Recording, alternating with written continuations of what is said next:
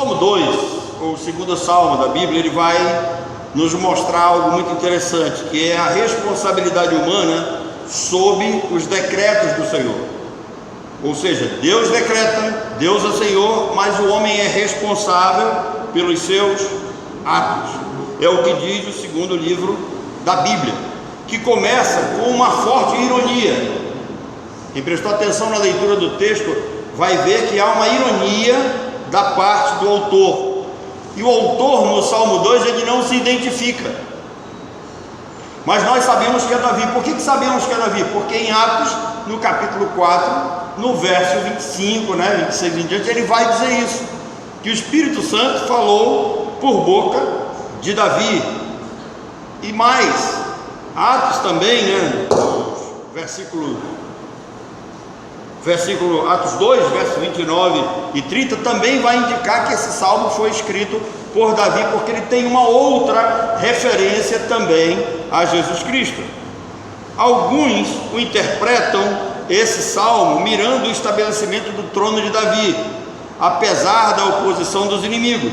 Mas quando nós lemos Atos 4, 26 e 27, nós percebemos que o Salmo 2 ele é puramente messiânico. O que é um salmo messiânico? É que o salmo foi escrito no momento em que Davi está tomando posse do seu trono, a oposição que é feita a Davi, mas ele é messiânico porque ele é profético. Essas palavras estavam sendo ditas, elas acontecem literalmente na vida de Jesus Cristo. Então, em termos de convivência, Jesus não conviveu com Davi, e aquilo que Jesus vive, o Espírito Santo coloca na boca de Davi, e Davi escreve no Salmo 2. Então, quando nós lemos Atos 4, 26 e 27, nós percebemos que esse é um salmo que é puramente messiânico. Não dá para negar que não seja. Os dois temas, eles são claríssimos aqui, tanto a oposição a Davi, quanto a oposição a Cristo. Aquilo que o Salmo 2 revela é comprovado em Atos capítulo 4, a oposição a Davi e também a oposição ao Senhor Jesus Cristo. As lições teológicas desse salmo são evidentes e distintas, mas perfeitamente harmônicas entre si. A questão aqui do levantamento dos povos contra o ungido do Senhor, a própria ironia que o Senhor usa contra esses povos que se levantam, e entendemos mais facilmente esse salmo, ou seja, ele é mais facilmente entendido quando nós olhamos com cuidado a sua estrutura poética. Então ele é um salmo, ele é uma poesia, ele é um cântico.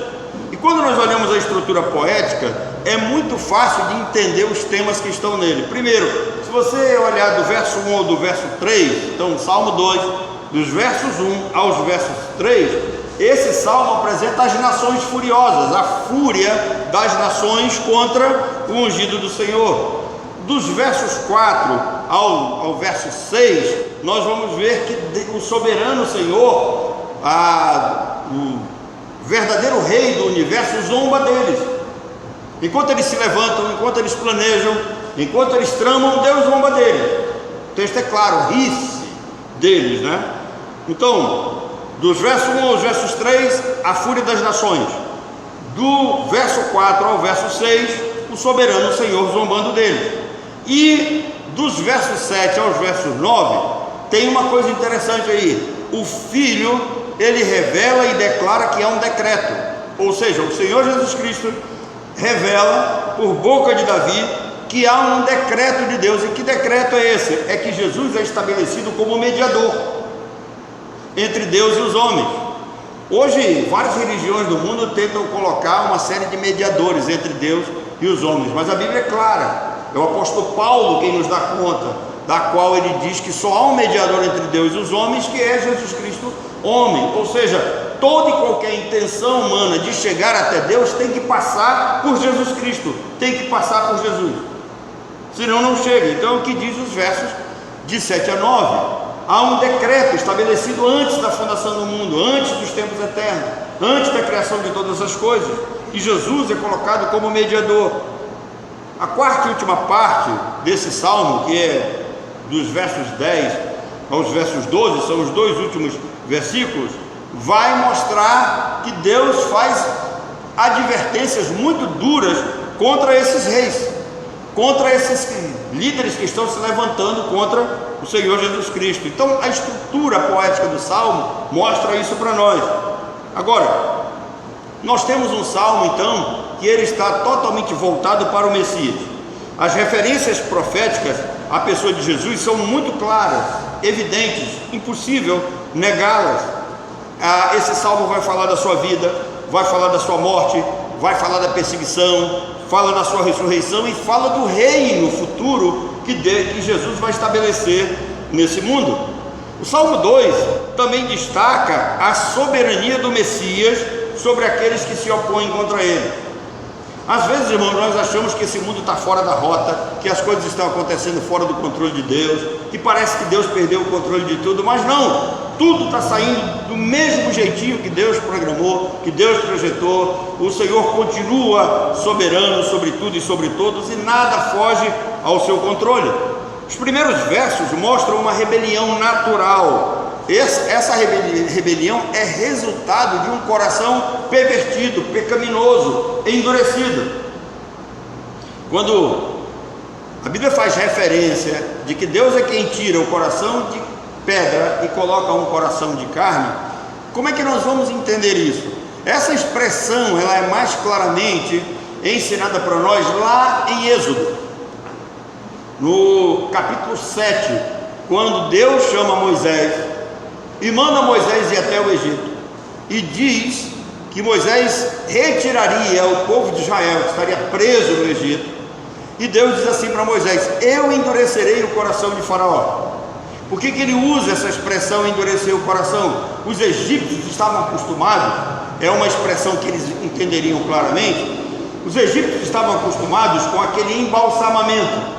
As múmias egípcias são as melhores em termos de embalsamamento. Então, quando eles embalsamavam o ser humano, eles retiravam todos os órgãos, mas eles deixavam o coração. E eles mumificavam esse coração. Esse coração ficava petrificado com tantas especiarias, com tantos bálsamos, com tanto tipo de essência que era colocado. Esse coração ficava petrificado.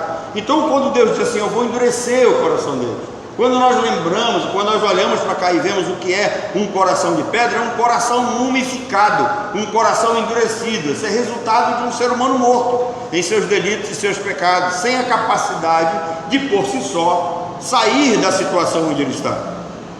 Então Deus é o único que tem a capacidade de endurecer esse coração, mas ao mesmo tempo ele é o único que pode abrir esse coração. Ele pode tirar o coração de pedra e colocar um coração de carne. Então, quando nós olhamos para essa situação, nós vamos ver que o ser humano natural, com esse coração pecaminoso endurecido, ele tem uma rebelião natural contra Deus e contra o seu Filho, Jesus Cristo. Eles não querem ouvir falar, não querem saber. Para eles acham que a vida que eles levam está tudo bem, está tudo tranquilo, eles não precisam de um Senhor. E por isso eles conspiram contra. O texto fala em conspirar. Conspirar significa rejeitar totalmente a autoridade de Cristo como Messias. Irmãos, ainda que Jesus seja conhecido como Jesus de Nazaré, ele pregou muito pouco em Nazaré.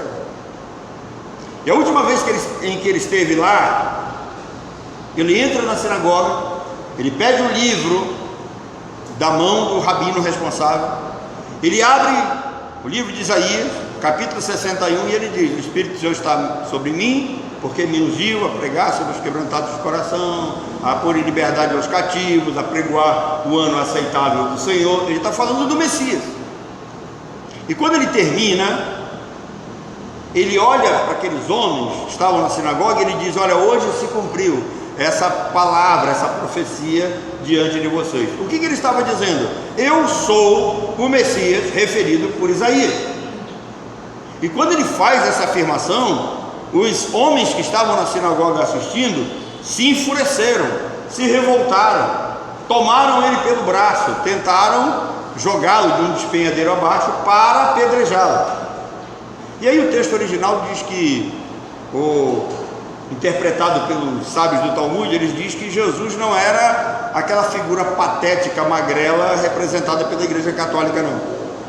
A Igreja Católica apresenta um Jesus magrelo, né? Pendurado na cruz, sem expressão alguma, e eles dizem que Jesus era um judeu verdadeiramente forte, um caboclo mesmo, né? Desses bem fortes, porque Jesus era carpinteiro, construtor. A madeira naquela época vinha em bruto e era preciso ir buscá-la em bosques distantes, e nós não tínhamos aparelhos eletrônicos e elétricos como temos hoje. Por exemplo, na sexta-feira, né, eu quando venho trabalhar aqui, eu tenho que ser na chave de fenda. Aí o nosso engenheiro elétrico aqui, ele tem um negócio de uma pistolinha que, né, faz todo o trabalho para ele, é rápido, né? Então nessa época não tinha, Jesus não tinha esse privilégio que o nada teve. Então o negócio era em bruto, era no trabalho. Então Jesus não era essa figura magrelinha, né, que se apresenta por aí, ele era um sujeito forte.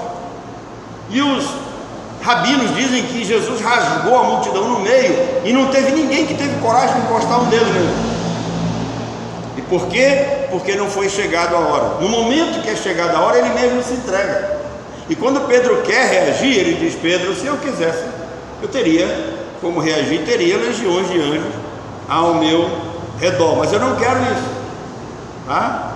Então, os gentios aqui nesse salmo, comprovado em Atos 4, eles se enfurecem contra Cristo. São as nações idólatras, as nações pagãs se revoltando contra a mensagem do Evangelho. E essa mensagem incomoda até hoje. E aí o texto do salmo usa uma expressão chamada romper os laços.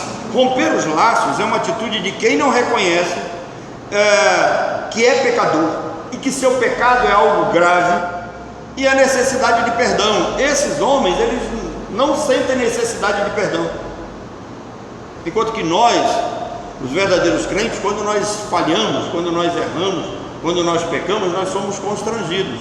Há uma tristeza natural em nós e nós buscamos o perdão de Deus para que essa comunhão entre nós e Deus ela seja restabelecida e a alegria volte ao nosso coração. O escritor então do Salmo 2, o Davi, né, no Salmo 51, confessando o seu pecado, ele diz assim: Senhor, restitui-me a alegria da salvação. Por quê? Porque o pecado traz tristeza, o pecado traz dor, o pecado traz separação, o pecado traz esses princípios de depressão que só o ser humano sente. E aí ele procura restabelecer essa situação.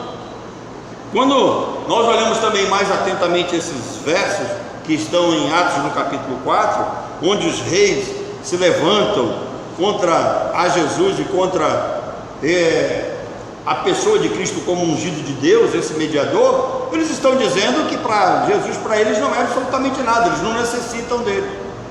E aqui tem uma advertência para nós, né? Que em Jesus, para você, há uma necessidade de você tê-lo mais próximo, tê-lo como Senhor. Então precisamos responder. E Davi diz que os homens que têm esse tipo de atitude é uma atitude de louca, é uma espécie de loucura patética, porque todo esforço humano desses povos não conseguem atingir a Deus. E o salmista diz assim: os povos imaginam coisas vãs, coisas vazias, coisas sem sentido, né? Vocês imaginem seres humanos pensando contra Deus, pensando contra o Senhor Jesus Cristo, pensando contra os homens aos quais Deus levanta. Isso significa que o homem caído, ele acredita, ele planeja, ele imagina coisas vazias e ele vive uma vida sem nenhum valor espiritual. Ele não busca coisas espirituais.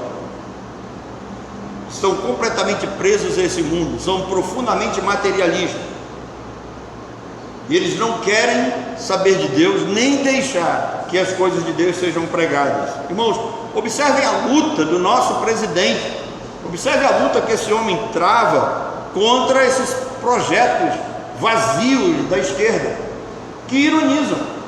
Existem homens que se acham deuses e agem como tais.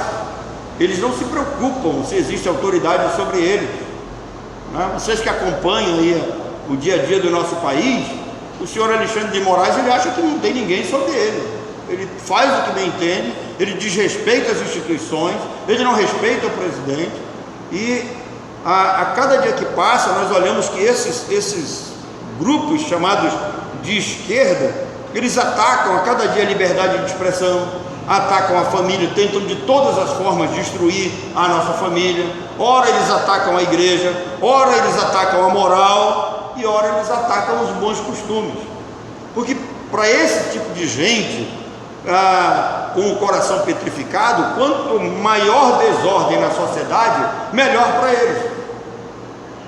Então Davi diz que as autoridades se levantam, as autoridades conspiram contra o Senhor e contra o seu ungido, contra também a sua palavra.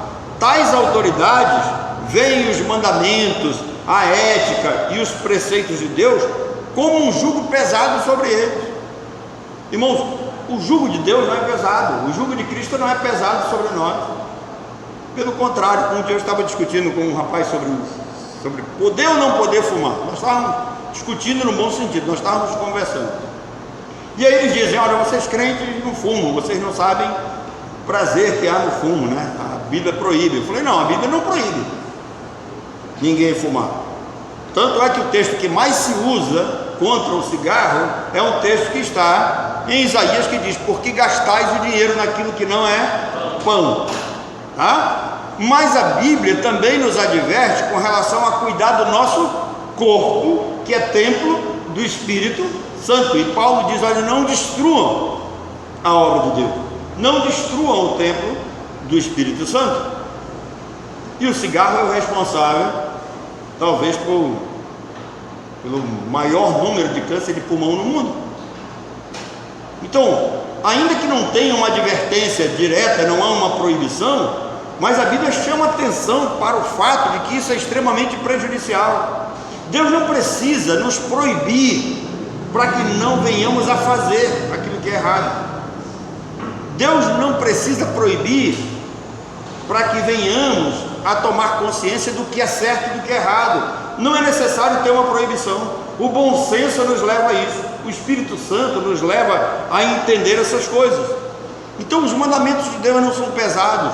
Quando a palavra de Deus nos orienta com relação ao fumo, Ele está querendo que nós tenhamos uma vida mais saudável, tenhamos um corpo mais saudável. Também nós não encontramos nenhuma proibição assim direta com relação a certos tipos de bebida, mas a Bíblia proíbe a embriaguez. E por quê? Porque o ser humano não pode perder o seu senso. Então todas as coisas devem ser feitas o quê? Com decência e com ordem, deve ser feito com moderação. Precisamos entender isso. E é este salmo que vai nos fazer entender. Quando nós olhamos para esse contexto da unção de Davi, no seu sentido final e absoluto, este salmo, este cântico, a poesia do Salmo 2, refere-se a Jesus Cristo. É uma referência direta a Ele como um ungido de Deus. A igreja em Jerusalém, ela não teve problemas para entender essa profecia. Ela não teve problemas. Eles não tinham ainda o livro de Atos escrito, mas eles têm o Salmo 2 nas mãos. E quando começa a perseguição da igreja, o que eles fazem? Eles pegam esse salmo e eles citam literalmente esse salmo diante da perseguição. Eles sabiam que o Salmo 2 era messiânico e eles fazem desse salmo a sua oração.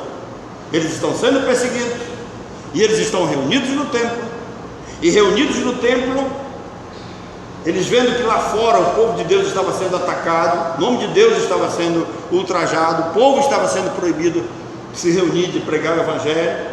E aí eles, dentro do templo, eles dizem: levantaram-se os reis da terra contra o Senhor e contra o seu ungido, que é Jesus. E aí eles fazem desse texto a sua oração. E como é que ela termina? Ele diz assim: agora, ó Senhor, impõe as tuas mãos sobre nós e concede-nos autoridade para que tenhamos o quê?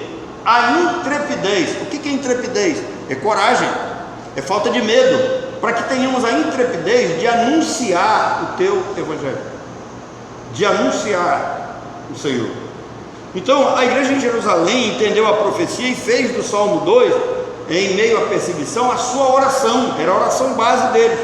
Os versos 4 e 6 do Salmo 2 trazem a reação divina.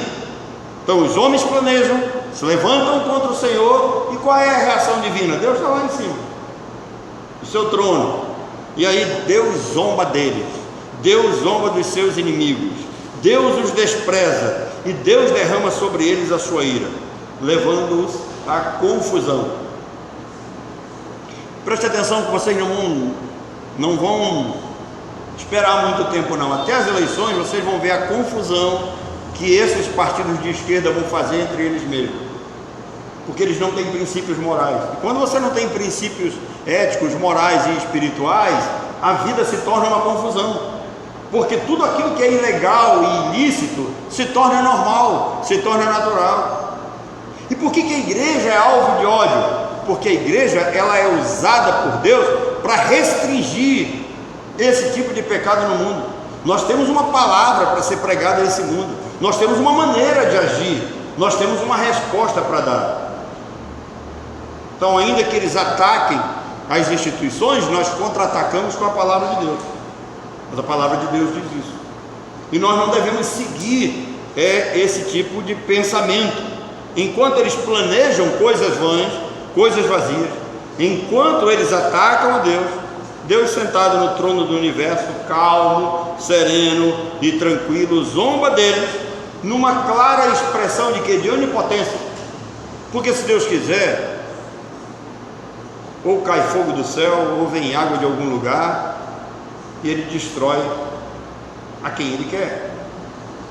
Irmãos, preste atenção numa coisa, tem uma revolta lá no deserto dos filhos de Corá contra Moisés. E nós vimos hoje pela manhã que Moisés ele foi o líder que Deus ungiu. E cuidado quando o povo vai se levantar contra o líder. Eles se levantam contra Moisés. E aí o texto diz que a terra abriu e os engoliu.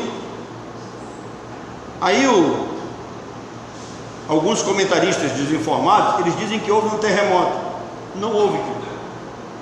Então observe, quando a gente conhece mais atentamente o que acontece nas escrituras, a Bíblia diz que a terra abriu como se fosse uma boca e os engoliu, e depois ela voltou ao normal. Irmãos, quando acontece um terremoto, a terra parte numa linha reta, numa linha só, numa extensão, ela não abre uma boca e depois ela fecha.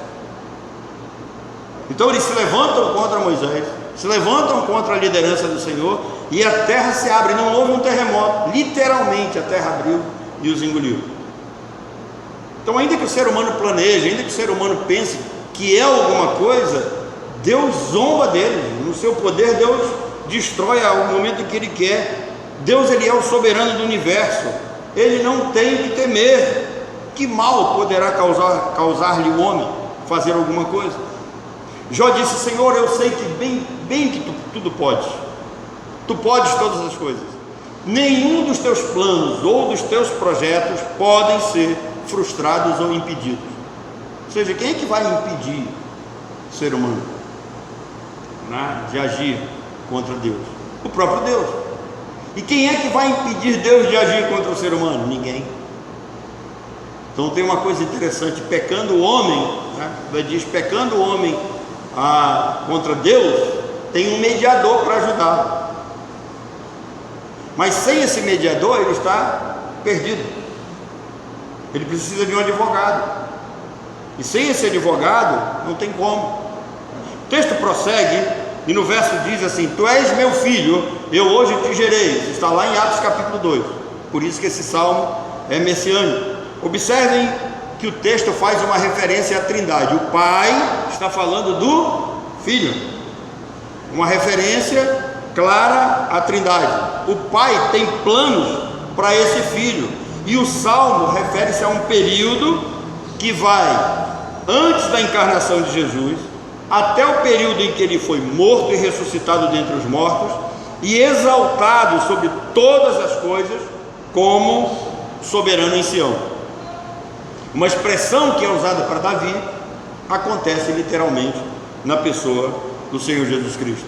E ele diz que há um decreto, esse salmo mostra que Jesus estava predestinado para vir a esse mundo, e ele o declara como mediador.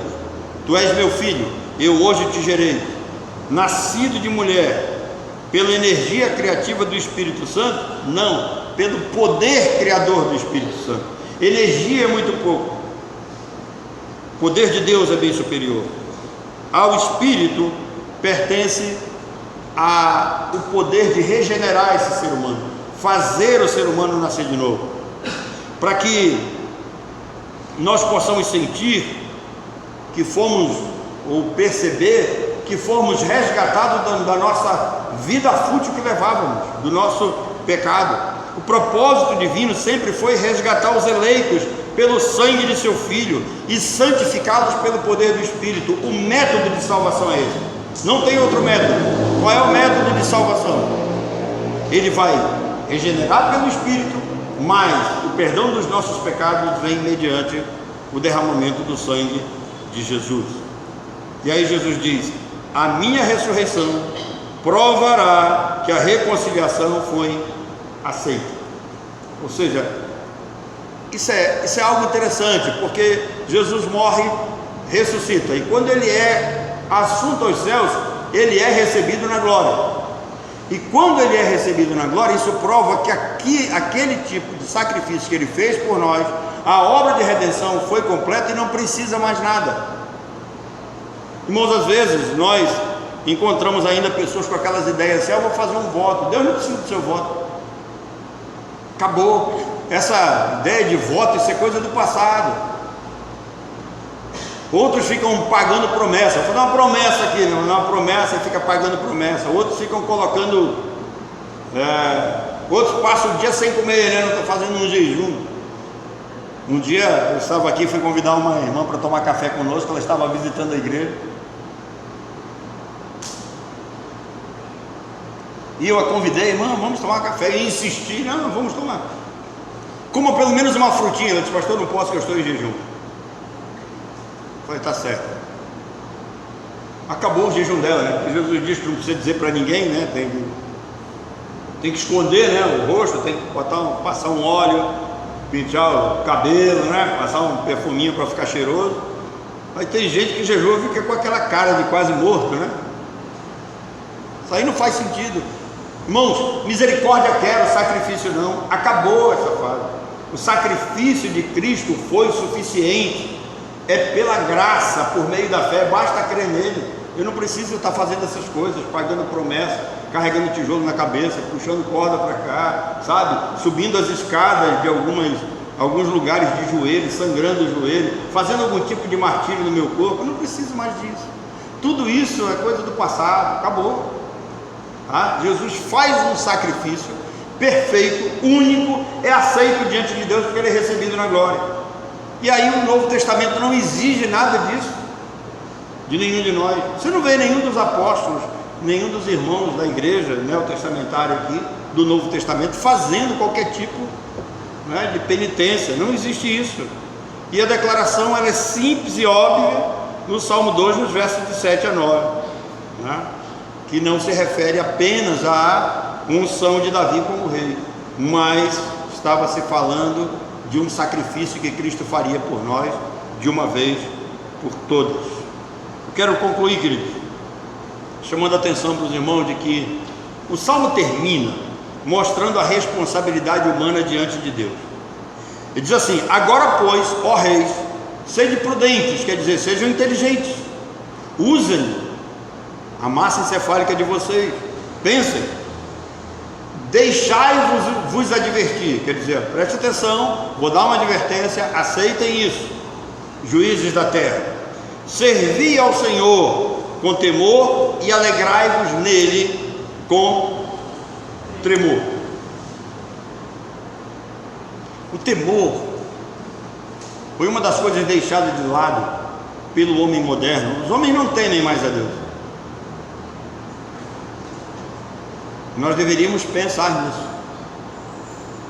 O apóstolo Paulo diz assim: com Deus não se brinca, de Deus não se zomba, tá? Não tente zombar a Deus, porque a coisa não é brincadeira. Recentemente eu estava conversando com um amigo meu que ele fazia pouco caso de Deus, e ele tinha um carro potente, turbinado, né? E recentemente ele deu uma pancada, bateu esse carro, acabou com o carro. A única coisa que ele tinha, não tem mais nada, não tem mais carro, não tem mais turbina, não tem mais como trazer o carro de volta, acabou a grana, né? Eu disse, um amigo meu me perguntou: por que o senhor não turbina a caravana e não bota ela para correr? Eu falei: porque eu não tenho dinheiro para pagar nem o mecânico que vai colocar a turbina, quanto mais para comprar a turbina, né? Para manter um negócio desse. Irmãos, é esporte para quem tem dinheiro, e o cara não tem. E aí a mãe chamava atenção: meu filho, cuidado. Que mãe, não acontece nada não, o negócio está aqui na minha mão, quem controla sou eu, ele não controla não. Se Deus não guardar a casa, o quê? Em vão vigiam as sentinelas, gente. Isso deve ser entendido por nós. Então as pessoas perderam o temor, as pessoas brincam com as coisas de Deus, né? Hoje eu já vi várias matérias dizendo daquele homossexual que saiu na avenida, né, crucificado de Cristo. Já vi várias matérias dizendo que esse cara morreu. Até hoje ninguém ouve mais falar nele, ninguém sabe se morreu, se não morreu. Mas se não morreu, morreu perante os seres humanos, ninguém sabe nada mais dele. Então de Deus não se zomba, não se brinca dele. E aí Deus está chamando a atenção desses juízes: olha, deixai-vos advertir, use a inteligência de vocês, vocês não têm como afrontar Deus. Essa é a mensagem mais forte do Salmo de número 2. Sede prudentes, deixai-vos advertir, servi ao Senhor, alegrai-vos nele com tremor. Essas palavras podem ser aplicadas para nós, tá? Nós como crentes também devemos ser o quê?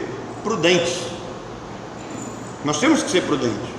Nós temos que deixar nos advertir pela palavra de Deus. Irmãos, Deus não quer o nosso mal. Deus quer o melhor para o seu povo. Ele tem sentimentos de paz para o seu povo. Ele ama o seu povo antes da fundação do mundo. Ele não quer o nosso mal, ele quer o nosso bem. E aí ele diz: alegrai-vos nele com tremor. É viver alegre, viver feliz, viver em paz, viver tranquilo. O grande problema é que nós queremos viver o céu aqui. Irmãos, Deus nunca prometeu vida boa nesse mundo. Aqui é só canseiro, enfado e dificuldade. Preste atenção que a vida boa é lá em cima. Porque se a vida boa fosse aqui, você não ia dar valor que você vai receber lá em cima. A vida ruim é aqui, você vai dar valor no dia que você pensar: puxa, lá embaixo era tão ruim, né? Eu achava que era tão bom. O bom é aqui, né? E agora? E aí, no Salmo, se você prestou atenção, ele diz assim: beijai o filho, para que não se irrite e pereçais no caminho. Beijar o filho significa reverenciar a Cristo como o ungido do Senhor. E esse beijo, ele tem uma atitude de respeito e de submissão. Tanto é que Judas usa para entregar a Cristo. Como é que Judas entrega a Cristo? Perguntaram para ele: como é que nós vamos saber quem é o Messias dos 12? Alguns dizem que Jesus era muito parecido com o Tiago. Então Judas tinha que indicar. A maioria dos soldados não sabiam. Então Judas diz: aquele que eu beijar no rosto. E interessante que ele vai e beija o rosto. E quando ele beija o rosto, certamente Jesus deve ter dito alguma coisa para ele. E quando ele ouve, o que ele faz? Ele sai de lá com o seu coração amargurado, seu cérebro queimando, e ele vai se enforcar. Então havia um costume oriental de mostrar honra e respeito a pessoas de nível superior quando se beijava o rosto. E o Salmo 2 termina com uma bem-aventurança. Ele diz assim: bem-aventurados são todos aqueles que confiam no Filho de Deus. Essa palavra bem-aventurado no livro de Salmos é mais do que bem-sucedido. O termo aqui é feliz. Feliz é a pessoa que confia em Jesus. Então, se você confia em Jesus, seja feliz. Você é feliz, você está confiando em Deus, você está confiando naquele que é seu Salvador, naquele que redimiu você, naquele que comprou você com seu sangue, naquele que escolheu você antes da fundação do mundo. Todos pecaram e demitidos estão da glória futura de Deus. Todos precisam de um Salvador. Felizes são os que reconhecem a necessidade de um Salvador e confiam em Jesus como Senhor de suas almas. Felizes são aqueles que se reconhecem como pecadores, que se arrependem e se entregam a Jesus como o Senhor de suas vidas. Irmãos, que a belíssima poesia do Salmo 2 nos faça olhar para a Bíblia com mais fervor, com mais apreço e com mais amor. Que Deus nos abençoe.